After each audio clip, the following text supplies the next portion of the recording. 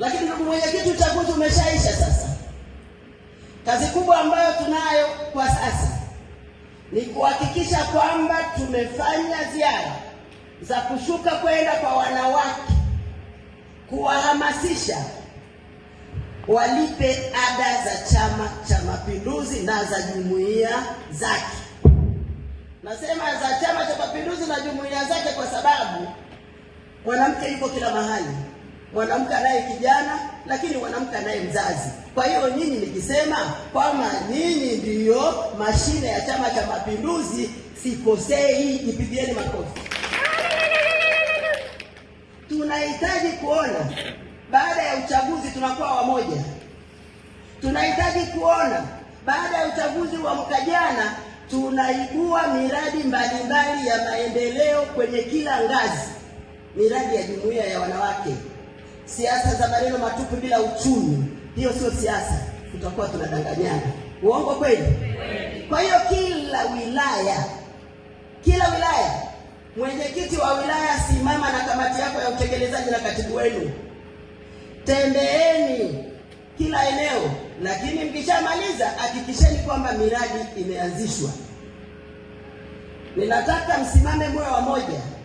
Tumemaliza uchaguzi na makundi tulivunja baada ya uchaguzi wa Chama cha Mapinduzi. Tunachohitaji, hakuna cha kupanga safu tena. Safu imeshapangwa. Sasa hivi kazi iliyobaki ni kazi ya kwenda na kuwaeleza wananchi kazi ambayo mwanamke mwenzetu Daktari Samia Suluhu Hassan amefanya kwenye eneo letu tulilopo CCM oyee.